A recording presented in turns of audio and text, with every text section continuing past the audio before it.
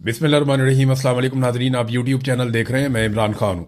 नाजरीन, सबसे पहले तो जो बड़ी खबर एक आई थी और कुछ दावा किया गया था कि इमरान खान साहब से जेल में मुलाकात हुई जनरल अशफाक परवेज़ कियानी की, तो मैंने आपसे ये कहा था कि बर्फ़ पिघलने की जो बात की जा रही है वो तो दिखाई नहीं दे रही।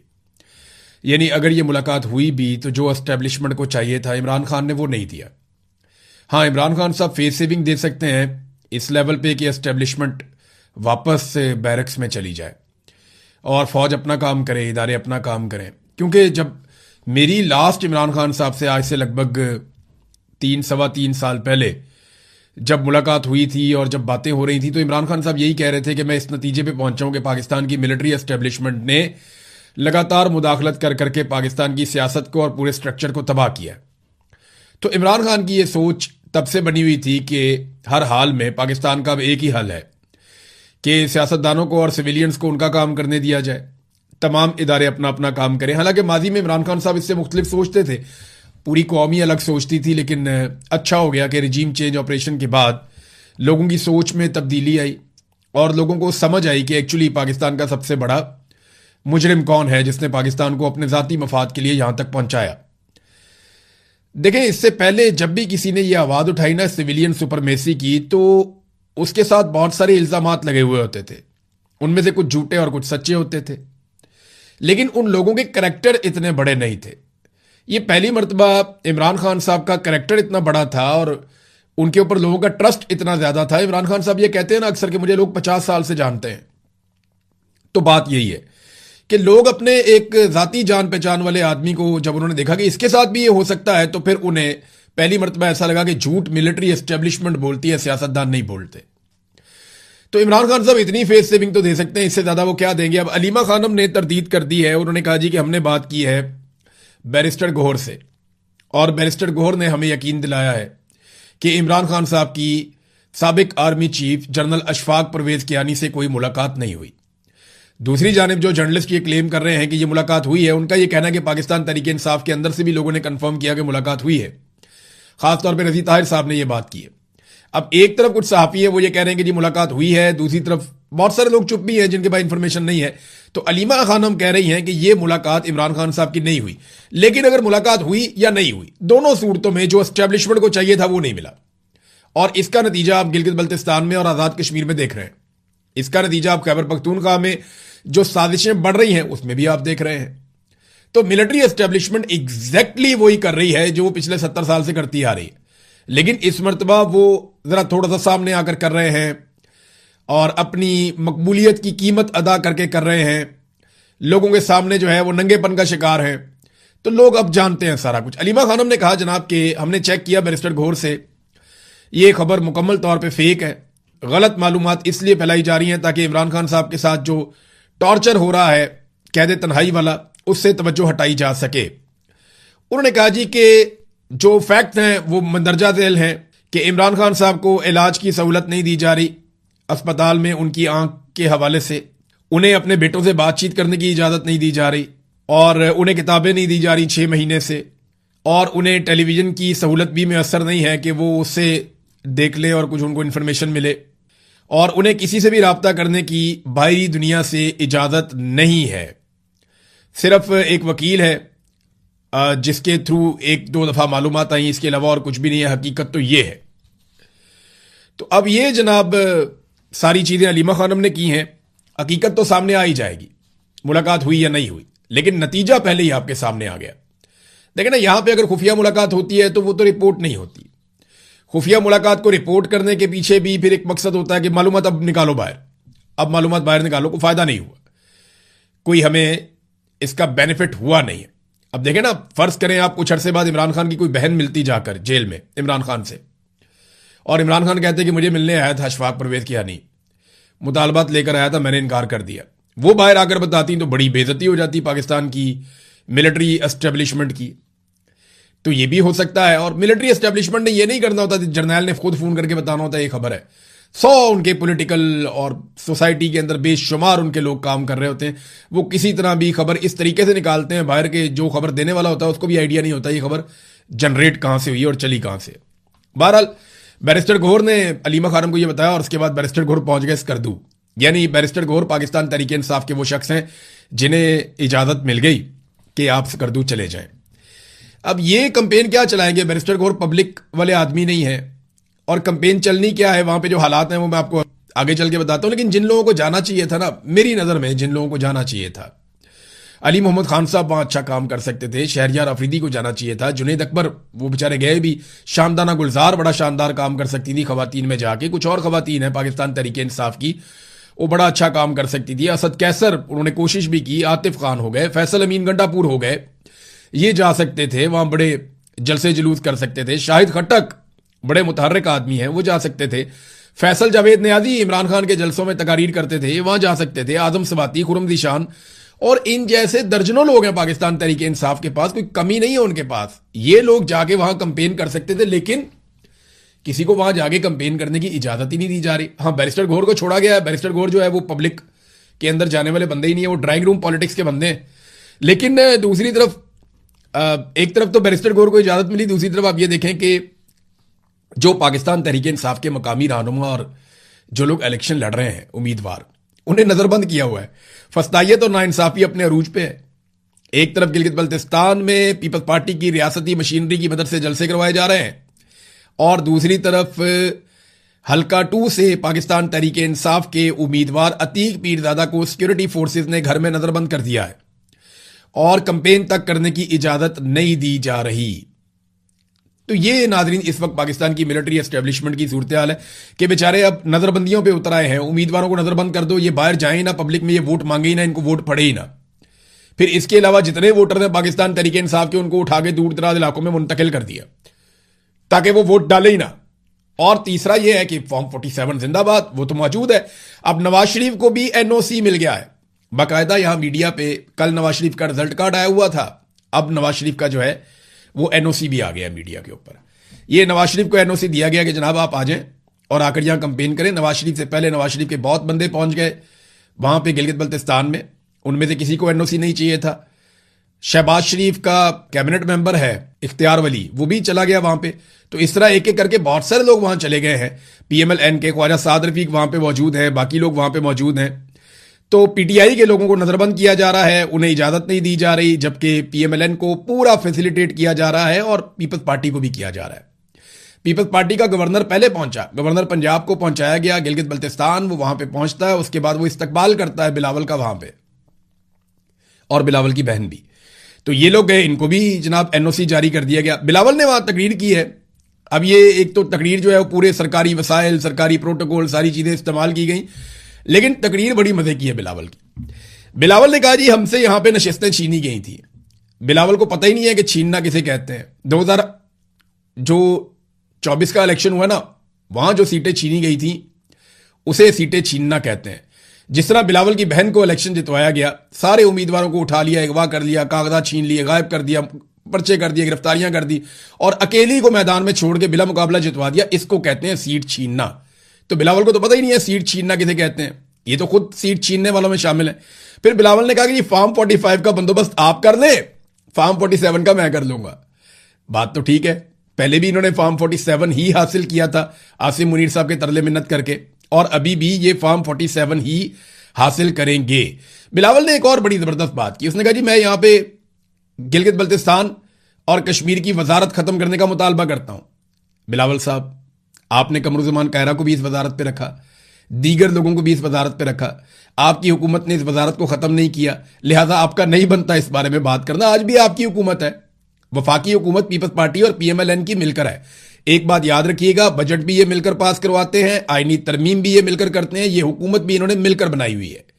और ये आपस में नूरा कुश्ती करके गिलगित बल्तिस्तान की आवाम को दिखा रहे हैं कि देखो हम तो आपस में लड़े हुए हैं। वो नून लीग वाले जो है पीपल्स पार्टी के खिलाफ तकरीरें कर रहे हैं, पीपल्स पार्टी वाले जो हैं वो नून लीग के खिलाफ तकरीरें कर रहे हैं। वो आपस में एक जाली लड़ाई लड़के इलेक्शन का माहौल बना रहे हैं, और उन दोनों में से किसी की जरूरत नहीं है कि वो पाकिस्तान तहरीक इंसाफ के खिलाफ कोई कंपेन करे, क्योंकि उससे रिएक्शन आता है, लोग खड़े हो जाते हैं।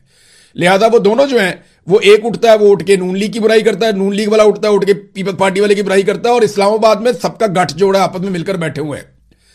मोहसिन नकवी जो जरदारी साहब का मुंह बोला बेटा है, वो शहबाज शरीफ के साथ बैठ के मामला तय करके आ गया है कि गिलगित बल्तिस्तान में हुकूमत कैसे बनानी है, किसकी बनानी है और क्यों बनानी है, और कौन कहां पर होगा और किसको कितनी सीटें मिलेंगी।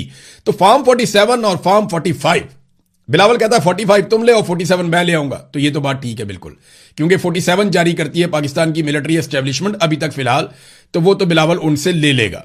फिर वो कहता है वजारत खत्म करो, तो वजारत खुद खत्म कर देता। और एक और बात की बिलावल ने कि महंगाई मैं खत्म करूंगा गिलगित बल्तिस्तान से। आप अंदाजा करें, ये बंदा महंगाई खत्म करेगा। पाकिस्तान में जितनी महंगाई है उस सारों के लिए ये जिम्मेदार है। और ये वो नौसरबाज है जिसने इलेक्शन में क्या कहा था कि 300 यूनिट तक बिजली मुफ्त दूंगा, और हुकूमत बनाने के बाद ये मुकर गया। और अब ये 200 यूनिट वालों के पास जो थोड़ी बहुत सब्सिडी थी उसके पीछे भी हाथ धोकर पड़ा है। ये वो लोग हैं जो पाकिस्तानियों के मुजरिम हैं, यानी बिलावल के अब्बू जरदारी और इनकी वालदा बेनजीर। इन्होंने अपने दौर के अंदर जो मंसूबे लगाए, फिर नवाज शरीफ ने अपने दौर में जो मंसूबे लगाए, और कुछ थोड़े बहुत परवेज मुशर्रफ ने अपने दौर में जो मंसूबे लगाए, उनकी कीमत पूरी कौम अदा कर रही है। मिसाल के तौर पे ये एक बड़ी इंटरेस्टिंग खबर है, ये आप देखें। जो फेडरल मिनिस्टर है अवैस लगारी, बिजली और पानी का भी इसको तमगा भी मिला है अवैस लगारी को, उसने कहा जी कि बिजली बिल में 75% हिस्सा कैपेसिटी पेमेंट पर मुश्तमिल है और फिक्स चार्जेस इसको कवर करने के लिए लगाए गए हैं। आप अंदाजा करें, फिक्स्ड चार्जेस जो लगा दिया ना कि आपने ये बिल में देने ही देने हैं, उसको जस्टिफाई करने के लिए आपका वफाकी वजीर पानी बिजली क्या कह रहा है? वो कह रहा है कि जो बिल आप देते हैं उनमें 75% आप कैपेसिटी पेमेंट दे रहे हैं। फर्ज करें आपका बिल 4000 है, तो 4000 में से 3000 रुपया आप कैपेसिटी पेमेंट का दे रहे हैं। मैं नहीं कह रहा, वफाकी वजीर कह रहा है, क्योंकि मैं इससे पहले आपको बार बार एक बात कहता रहा हूं और मैं आज उसके लिए आपसे माफी चाहता हूं। मैं आपको हमेशा एक बात कहता रहा हूं कि आप 3 यूनिट इस्तेमाल करते हैं तो आप 9 यूनिट का पैसा देते हैं। मैं बार बार यह कहता रहा हूं कि आप जितना बिल देते हैं 2 हिस्से आप इजाफी देते हैं और 1 हिस्सा आप इस्तेमाल करते हैं। यानी मेरा अंदाजा यह था कि लगभग 66% हम ज्यादा बिल दे रहे हैं, लेकिन वफाकी वजीर ने आज कंफर्म किया कि 66% ज्यादा नहीं दे रहे, 75% हम पाकिस्तानी बिल ज्यादा दे रहे हैं और ये कैपेसिटी पेमेंट का दे रहे हैं। ये फेडरल मिनिस्टर ने कहा, सनाउल्लाह खान साहब ने इसको रिपोर्ट किया आसान अल्फाज में। और मैं आपको बताता हूं, अगर आपका बिल आ गया है 4000 रुपए, तो उसमें से सिर्फ 1000 आपका बिल है और 3000 आप कैपेसिटी पेमेंट दे रहे हैं। अगर आपका बिल आ गया है 10,000 रुपए, तो उसमें आपका बिल है सिर्फ और सिर्फ 2500 रुपया, बाकी 7500 रुपया आप उसमें कैपेसिटी पेमेंट दे रहे हैं। जिस आदमी का बिल आया है 1000 रुपया, वो अव्वल तो आते ही किसी का नहीं, लेकिन चलो फर्ज करो 2000 रुपया बिल आ गया। किसी शख्स का अगर 2000 रुपया बिल आया है तो 500 रुपया उसका बिल है और 1500 रुपया उसको पड़ा है कैपेसिटी पेमेंट। और ये मैं नहीं कह रहा, फेडरल मिनिस्टर कह रहा है, अवैस लगारी। ये कैपेसिटी पेमेंट पता है क्या है? ये वो पेमेंट है जो आप बिजली इस्तेमाल किए बगैर बिजली की मद में अदा करते हैं, जो बिजली कभी पैदा ही नहीं हुई, जो बिजली कभी लाइनों में आई नहीं, जो बिजली कभी आपके मीटर से गुजरी नहीं, जिस बिजली से आपने ना कभी बल्ब चलाया ना कभी आपने पंखा चलाया, उस बिजली के आपने पैसे देने होते हैं। और ये नवाज शरीफ के, पीपल्स पार्टी के और मुशर्रफ के किए हुए घटिया मुआहदों की वजह से जो इन्होंने आईपीपीज के साथ किए थे। और इसमें सबसे बड़ा मुजरिम जो है वो नवाज शरीफ है। यानी अगर टोटल 2000 अरब है तो उसमें से 1300 अरब से ज्यादा नवाज शरीफ के खाते में है। यानी आप ये समझ लीजिए कि लगभग नवाज शरीफ के खाते में 70% कैपेसिटी पेमेंट्स है। अब ये कमीशन कहां खाए, किन किन मुल्कों में खाए गए, कौन कौन से फ्रंटमैन सामने लाए गए और अब तक पैसा किन की जेबों में जा रहा है, इसकी सिर्फ तहकीकात करें तो ये पूरा खानदान और ये पूरा सिस्टम टांगा जाता है, मिलिट्री एस्टेब्लिशमेंट समेत। लेकिन पाकिस्तान में इंसाफ करे कौन? और ये खुद एतराफ कर रहा है फेडरल मिनिस्टर। एक और फेडरल मिनिस्टर बोला, एहसन इकबाल। देखिए ये एक एक करके सारे वजीर आप बोल रहे हैं जुल्म और ज्यादती के खिलाफ।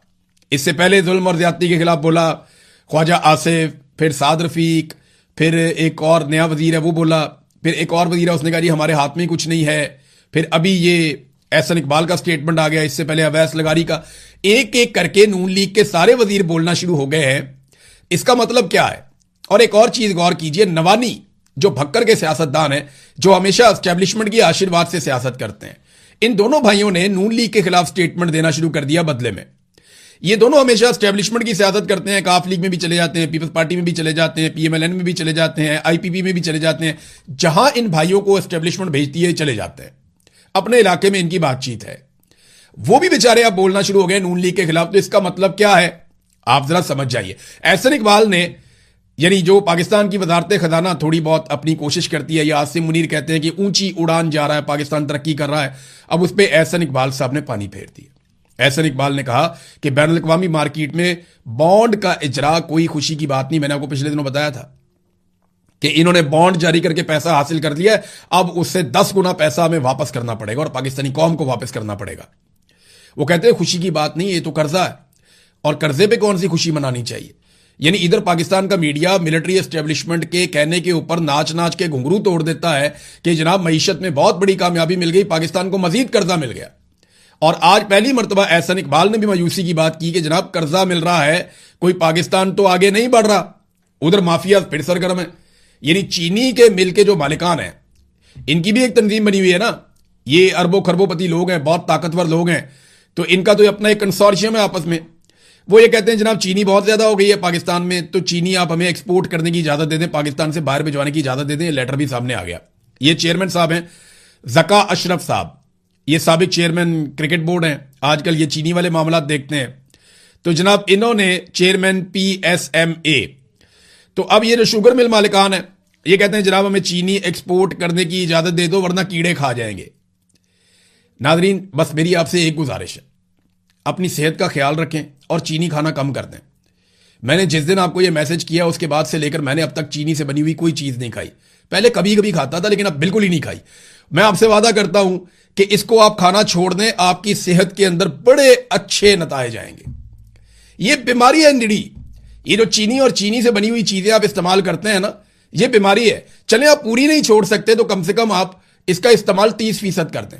एक तो आपकी जेब के ऊपर बोझ कम पड़ेगा, दूसरा इस माफिया को झटका लगेगा, तीसरा आपके मुल्क में कपास वापस आएगी, आपके मुल्क की एक्सपोर्ट्स अच्छी होंगी, आपके मुल्क को फायदा होगा, ये माफिया को फायदा नहीं होगा। तो चीनी का बाइकआउट करें, जितना हो सकता है बाइकआउट करें, कम से कम चीनी को इस्तेमाल करें। मुझे तो पता ही नहीं था कि मेरे मैसेज की इतनी आग लगेगी। मुझे वहां से मैसेजेस आएंगे, आप हैरान हो जाएंगे। ये सॉफ्ट ड्रिंक जो आप पीते हैं, कोल्ड ड्रिंक, ये पीना बंद करें आप। बेशुमार चीनी है इसके अंदर। जितनी चीजें आप खाते हैं मीठी, वो खाना आप बंद करें जो चीनी से बनी हुई हैं। बेशुमार अल्लाह ताला ने और मीठे बनाए, वो खाएं, खुद बना के पकाएं। आप गुड़ इस्तेमाल करें, शक्कर इस्तेमाल करें, थोड़ा इस्तेमाल करें, मीठा कम करें, क्योंकि हमारा पाकिस्तान में लाइफस्टाइल जो है वो बहुत अजीब है। हमारा लाइफस्टाइल पाकिस्तान में बैठ गए उठ गए, बैठ गए उठ गए बस, और सो लिया और खा लिया बस। ज्यादा भाग दौड़ वाला तो हमारा है ही नहीं रूटीन। हम उतनी वर्जिश करते ही नहीं है जितनी ठंडे ममालिक में रहने वाले लोग करते हैं। हम कर भी नहीं सकते, हमारा मुल्क बहुत गर्मी वाला है। लिहाजा आप चीनी का इस्तेमाल कम करेंगे तो आपकी सेहत बहुत अच्छी रहेगी और बहुत सारे मसाइल से आप बचेंगे। तो नाजरीन आ जाए नेक्स्ट खबर पे। ये ईमान मजारी साहबा के हवाले से है। ये भी एक ज्यादती जो है ना वो रिकॉर्ड किस्म की हो रही है। आसिम मुनीर साहब को गुस्सा है और वो ह्यूमन राइट एक्टिविस्ट हैं। ईमान मजारी साहबा, उन्हें, वो वकील भी हैं, वो बेचारी गरीबों के केस लड़ती हैं, उनको पकड़ के अंदर कर दिया और उनके शौहर को भी अंदर किया हुआ। अब वो सुप्रीम कोर्ट ऑफ पाकिस्तान में मामला गया। सुप्रीम कोर्ट ने कहा हाई कोर्ट को 2 हफ्ते के अंदर सुनो। हाई कोर्ट फिर डिले डाल रही है। वहां पे जनाब प्रोसिक्यूशन ने मादरत कर ली। उन्होंने कहा जी हमें मोहलत दे दें, हम दोबारा आएंगे, फिर आगे इसके ऊपर काम करेंगे। छोटा सा केस है, उन्होंने मोहलत मांग ली तो हाई कोर्ट ने उन्हें जुमेरात तक का टाइम दे दिया। अच्छा, इधर मोहलत मांग रहे हैं, उधर सुप्रीम कोर्ट में जा रहे हैं और वहां जाके कह रहे हैं जनाब अपने फैसले पे आप नजरसानी करें, ये 2 हफ्ते के फैसले वाला ऑर्डर आप वापस लें। अंदाजा करें नाजरीन, ये है पाकिस्तान के अंदर इस वक्त इंसाफ की सूरत हाल। तो जिद पकड़ी हुई है पाकिस्तान की मिलिट्री एस्टेब्लिशमेंट ने एक निहत्ती लड़की से और उसके शौहर से, और वो किसी को एक तप्पड़ भी नहीं मारती। वो सिर्फ कानून की और इंसाफ की और इंसानी हकूक की बात करती है, आजादी इजहार राय की बात करती है और अपनी राय का इजहार करना जानती है। लेकिन आप देखें कैसे निशाने इबरत बनाया जा रहा है इस निजाम में।